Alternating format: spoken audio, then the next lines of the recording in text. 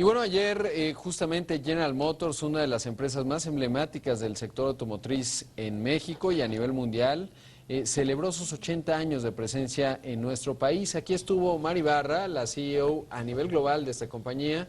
Por supuesto, fue una celebración por todo lo alto.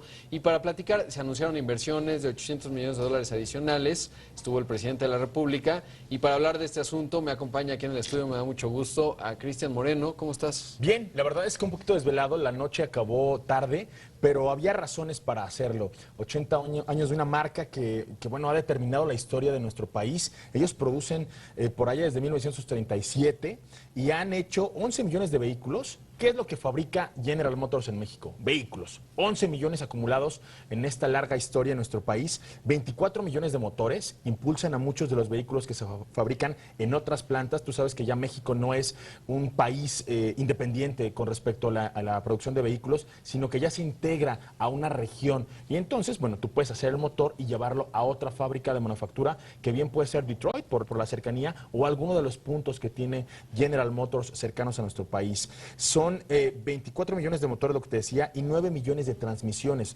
Las cajas de velocidades que todos utilizamos, también se fabrican en México. Hace poquito, y creo que ahí está la nota, se había anunciado que a lo largo de este sexenio serían 5,000 millones de dólares, y sin embargo, ayer Mary Barra, una mujer carismática, una mujer que, bueno, apabulló ahí a la audiencia, finalmente llegó a confirmar que eran 800 millones de dólares extras los que le ponía a México para producir a partir de 2017 una nueva familia de vehículos Chevrolet. La marca Chevrolet que, bueno, se ha estado renovando, que ya está anunciado y confirmado la nueva generación de este Chevrolet Cruze, uno de los vehículos más globalizados de la marca.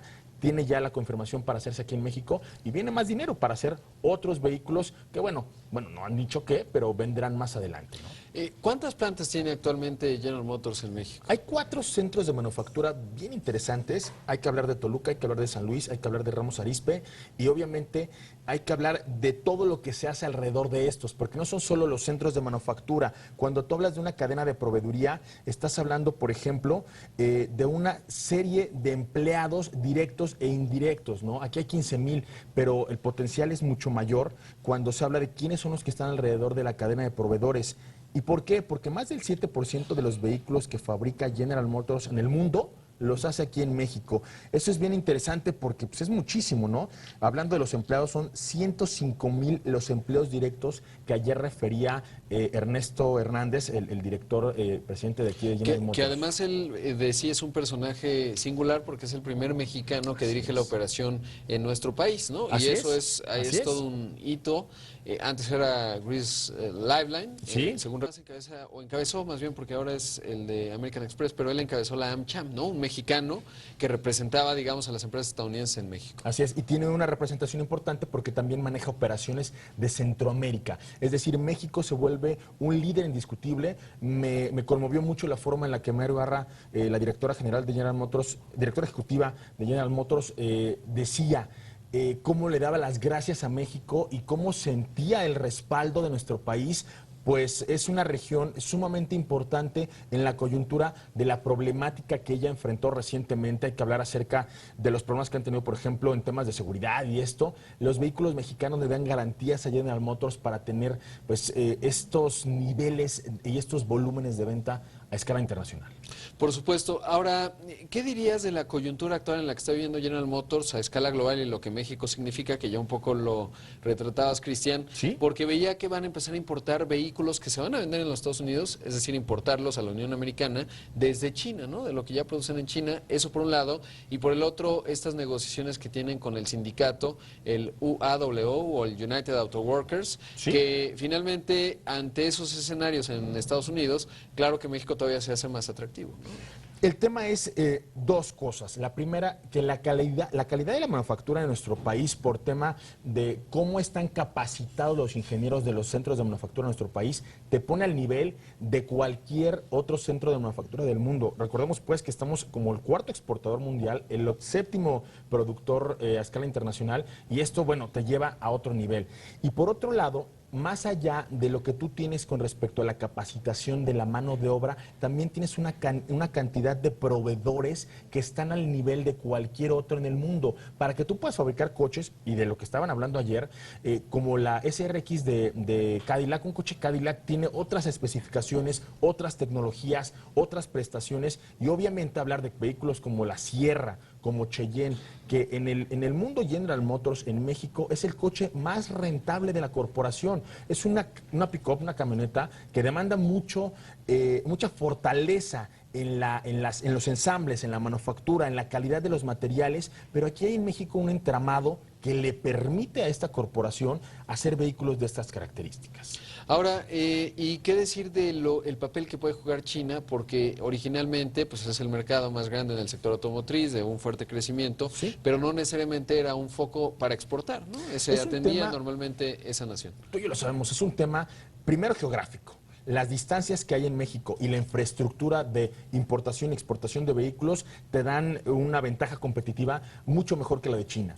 Pero si estás hablando de la calidad de la mano de obra y del costo de la mano de obra, México también está competitivo en esta zona.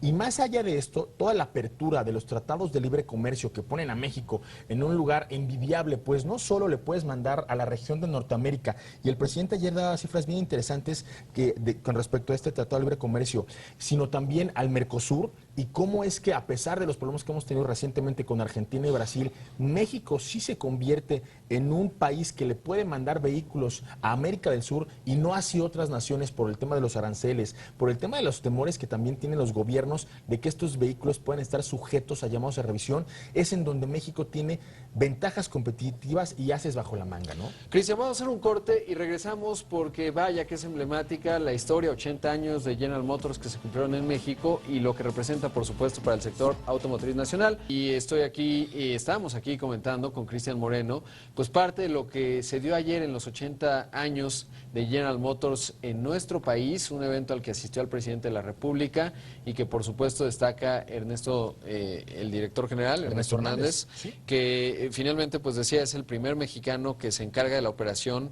de una de las más relevantes y que además tiene otra característica. Muchas veces vemos a los directores generales de estas grandes armadoras que dirigen más bien el área comercial, no necesariamente lo que tiene que ver con la manufactura, y creo que en el caso de Ernesto tiene también un control significativo sobre estas 4 plantas que hay en México. Y sobre todo tiene un control sobre el destino de la corporación en nuestro país. Una corporación que yo te he de decir, porque estuve presente en esta transición, cobró mucha relevancia en el momento en el que entraban en crisis, allá por 2008-2009, y finalmente echaban mano de cuáles eran las riquezas o cuáles eran las ventajas, cuáles eran las fortalezas que podían darle a la corporación, bueno, este empujón que necesitaba para salir. Ahí fue en donde General Motors de México de alguna forma dijo, bueno, aquí está el espaldarazo, nosotros estamos bien. En el país estaba muy controlada la crisis automotriz, así como la de manufactura. No hubo cierres de plantas, no hubo paros técnicos, no hubo esta crisis que se vivió en algunas otras regiones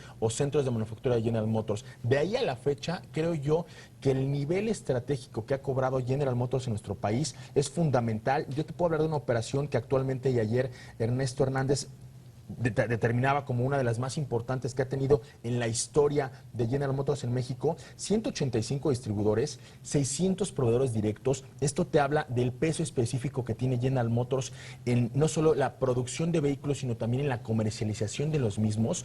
Al hablar de 600 proveedores, estás hablando que ellos llegaron, por ejemplo, por primera vez a regiones como la de Ramos Arizpe, ¿no?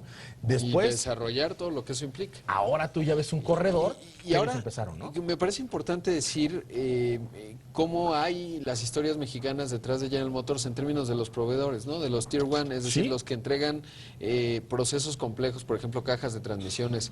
Y estoy pensando en Alfa, que tiene operaciones ya globales, estoy pensando en Cubo, que ¿sí? también es una proveedora Tier 1, o Racini, ¿no? Supongo que alguna de estas 3 y muchas otras que hay por ahí, son proveedoras, si bien puede ser de manera directa de General Motors, pero en general de toda la industria, ¿no? Y Así que refleja es. esta historia y el desarrollo de una compañía como es GM, que ha apostado por México y a desarrollar estas cadenas de valor que son tan importantes y en donde sigue habiendo oportunidades relevantes para México. Tú ves Guanajuato, Hoy hablas de Guanajuato y ya tienes ahí a Volkswagen, ya tienes ahí a Pirelli, ya tienes ahí a Mazda, ya tienes ahí una intervención importante de una serie de marcas que llegaron. Pero la que llegó primero y hace mucho tiempo fue General Motors allá en Trax. ¿Será la primera Ford o General Motors? En México, Creo que Ford, ¿verdad? creo que llegó primero Ford. Estamos hablando de 1937 cuando inició la producción de General Motors. Pero aquí yo creo que este liderazgo, y ayer veía al director, Gabriel, al director de Ford en México, porque los dos van de la mano con un crecimiento no solo de las marcas, no solo de las compañías, sino del país, sino de una gran cadena de empresarios que estuvieron ayer presentes, distribuidores, pero también gente que ha estado en algún momento de la marca para determinar el rumbo de la misma, ¿no?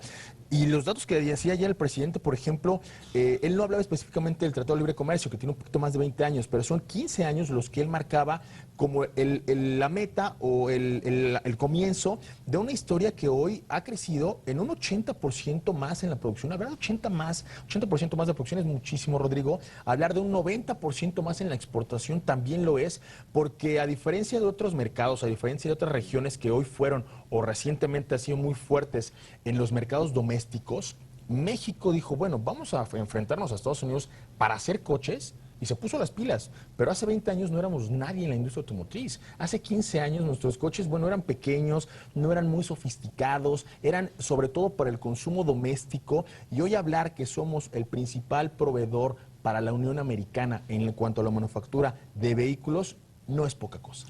No, no es poca cosa, me parece muy relevante pues esta celebración de los 80 años, sobre todo por, como dices, lo que ha significado México para esta corporación, lo significativo que es que haya estado tanto Mara Ibarra como el presidente de la República, porque son dos asuntos relevantes y además muchos hitos, ¿no? Porque además, siendo Mara Ibarra la primera mujer en encabezar una de las grandes, a escala global, de las grandes compañías automotrices. Cristian, como siempre, muchas gracias, nos estaremos viendo por aquí. Un placer, Rodrigo, gracias a ti. Te invitamos a seguir cuestionando la información con los siguientes videos.